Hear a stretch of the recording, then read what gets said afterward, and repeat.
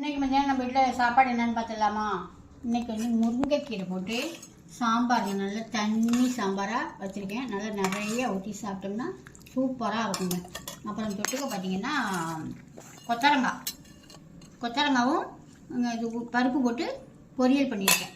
அப்புறம் உருளைக்கிழங்கு வறுவல், அப்புறம் கெட்டியான தயிர்.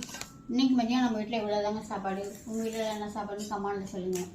அப்புறம் வந்து விருதத்துக்கு வந்து முருங்கைக்காய் போடக்கூடாது, நிறையா காயிலே பாதி காய் போடக்கூடாதுன்னு சொன்னீங்க. எங்கள் ஊர் வந்து கிராமத்தில் இருக்கிறதுட்டு நாங்கள் அப்போலேருந்தே விருதத்துக்குன்னு பார்த்தீங்கன்னா கவிச்சி சாப்பிட மாட்டோம், கவிச்சி சமைச்ச பாத்திரத்தில் சமைக்க மாட்டோம், அவ்வளோதாங்க. மற்றபடி காய் வந்து எந்த காயுமே ஒதுக்க மாட்டோம். அது அப்போலேருந்து பழக்கமாக போயிடுச்சுல, அதனால் அம்மாசிக்கு சொல்லுவீங்க அது போடக்கூடாது இது போடக்கூடாதுன்னு. எல்லா காயுமே கலந்த காயாக போட்டு தான் சாம்பார் வைப்போம். அதனால் அப்போலேருந்து யாருமே இது மாதிரி சொல்லி கொடுக்கல இதெல்லாம் போடக்கூடாதுன்னு. இப்போ மாலை போட்டோன்னே எல்லாம் சொல்கிறீங்க போடக்கூடாதுன்னு. கிராமத்தில் இதுதான் கிடைக்கும், அதனால் அந்த காய்கறி எல்லா காய்கறியுமே போட்டு பழக்கத்தினால நாங்கள் போட்டு விட்டுருவோங்க. கொஞ்சம் கொஞ்சமாக மாற்றிக்கிறாங்க. பாய்.